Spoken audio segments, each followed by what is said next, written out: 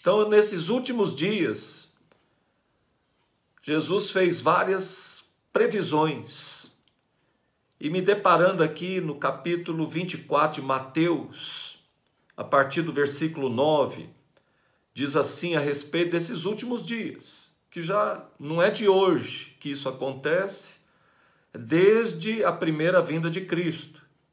Ele, alertando seus discípulos, seus seguidores, ele disse: então sereis atribulados, vos matarão.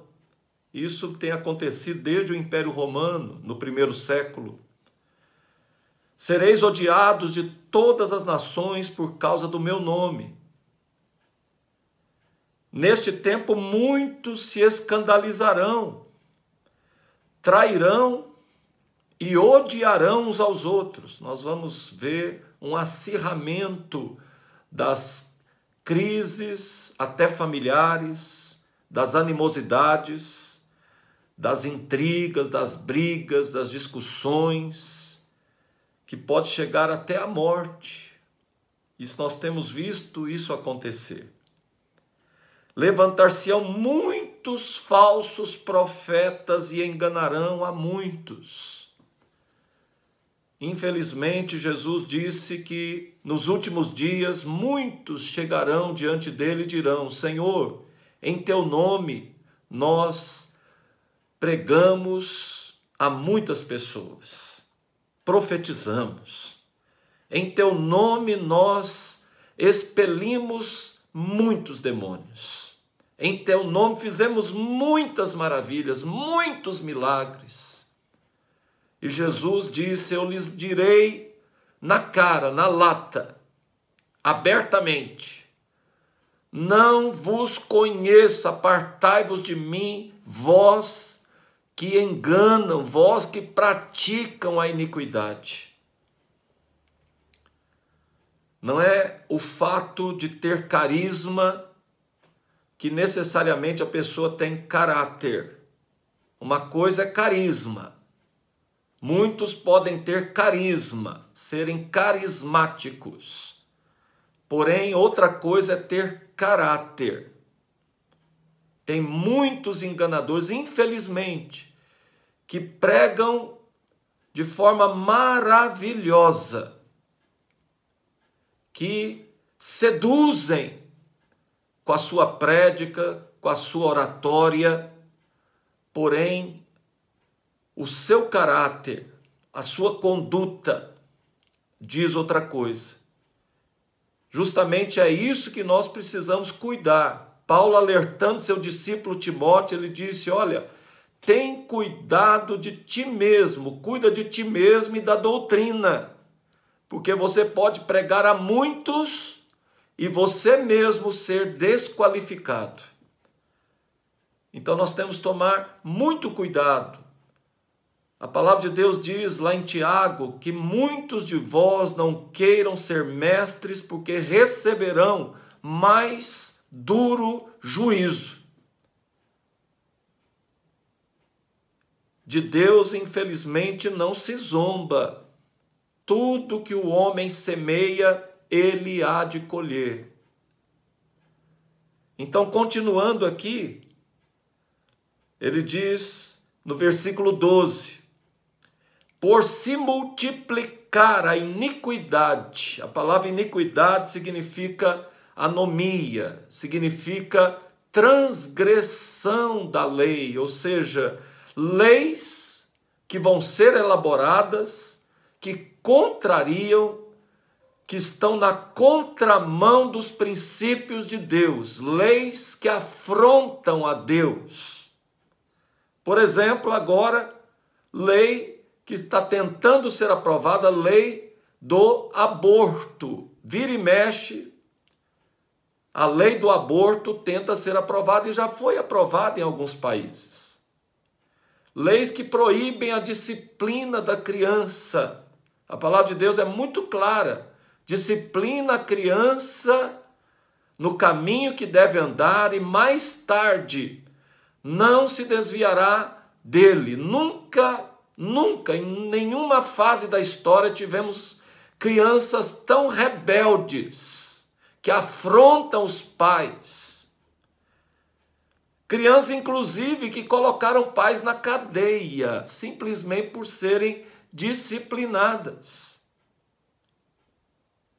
A palavra de Deus diz que nos últimos dias teremos tempos muito difíceis, porque os homens serão egoístas, não terão afeição natural, não terão respeito, não terão consideração. Nunca tivemos numa época de tanto desrespeito, de tanta afronta, de tanta rebeldia, justamente por essas iniquidades, essas leis que são aprovadas, que contrariam, que se opõem aos princípios de Deus. Por se multiplicar a iniquidade, o amor se esfriará de quase todos. Tem umas traduções que dizem de muitos, muitos se esfriarão no seu fervor para com Deus, na sua crença para com Deus. Muitos ficarão descrentes.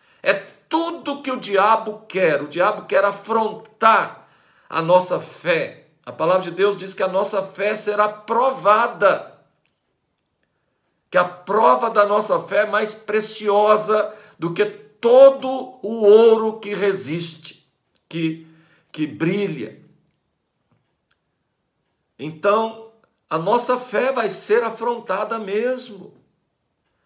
Satanás, ele lança vários dardos para minar a nossa fé. Lá em Efésios 6, diz, olha, tomando, embraçando sempre o escudo da fé, com o qual podereis apagar todos os dardos inflamados do maligno. Muitos se esfriarão, porque terão sua fé abalada. Descrerão de tanta sujeira, tanta corrupção, tanta iniquidade, tanta decepção. Muitos estão se esfriando. Eu quero, querido, te dar uma palavra. Continua confiando em Deus. Vale a pena confiar em Deus. Maldito o homem que confia no homem e faz da carne o seu braço e se desvia de crer em Deus. Creia em Deus. Ponha seus olhos fixos no Senhor. Espera no Senhor. Os que esperam no Senhor renovam suas forças. Sobem com asas como águias. Correm e não se cansam. Caminham e não se fatigam. Queridos, é hora de colocar os nossos olhos em Deus. Não é hora de ficar baixando a guarda. Não é hora de ficar olhando para as decepções que nos cercam. É hora de olhar para Deus. Deus está no controle. Deus prometeu. Ele prometeu punir aqueles que não são punidos. Ele prometeu. Então vamos confiar e esperar em Deus. E também não vamos tomar atitude de vingança. A palavra de Deus diz, minha é a vingança, eu é que retribuirei. Diz o Senhor, horrenda coisa é cair nas mãos do Deus vivo. Vamos esperar em Deus, queridos. A história ainda não acabou. Deus está no controle de todas as coisas. Mas aqui está escrito, por se multiplicar a iniquidade, o amor se esfriará de quase todos. Mas, olha, aqui tem um mas, porém, glória a Deus, tem um porém, aquele que perseverar. Você precisa de resiliência, uma palavra muito utilizada ultimamente. Resiliência, você precisa crer no impossível. Os possíveis são dos homens, mas os impossíveis são de Deus. Você não pode perder a fé.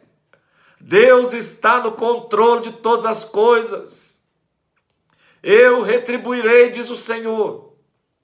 Oh, glória! Ele está no controle. Ele está no controle. Vale a pena confiar e esperar em Deus. Esperei confiantemente no Senhor, e Ele se inclinou para mim, me ouviu quando eu clamei por socorro. Os que esperam no Senhor renovam suas forças, são como os montes de Sião que não se abalam. Quem olha para homens, espera em homens, que ele sempre vai se decepcionar. Muitos se decepcionam por olhar para homens, por esperar no ser humano. O ser humano é falho. Chegou um jovem, se ajoelhou diante do Senhor Jesus. E pergunta a Jesus: o que eu farei para entrar no reino de Deus? Jesus olhou para aquele jovem, o amou, disse: olha, ama o Senhor sobre todas as coisas, ao próximo como a ti mesmo. Segue os mandamentos, segue os princípios, persevera nos princípios. Ele disse: tudo isso eu tenho feito, desde a minha mocidade. Jesus olha para ele, ele conhece o coração humano. Ele sabia do apego que aquele jovem tinha para com os bens materiais. Ele disse: então, só te falta uma coisa, vende tudo que tens, vai dar aos pobres. Aquele rapaz se entristeceu. O Senhor conhece os nossos corações. Não é exigência dar tudo que tem. Ele conhece o nosso coração. Um rapaz chega para ele e diz: bom mestre. Ele falou: não, só tem um mestre, é o Senhor. A Bíblia fala que ele conhecia muito bem o que estava no coração. Ele não se decepciona porque ele já sabe como nós somos. Somos falhos.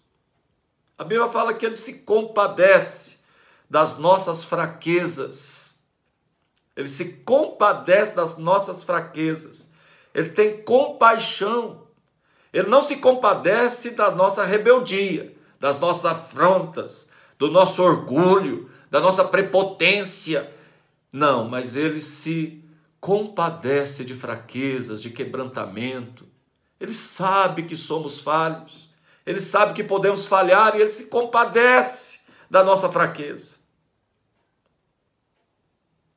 Então, queridos, ele sabe, ele está no controle, ele conhece, ele nos conhece. Vamos esperar nele.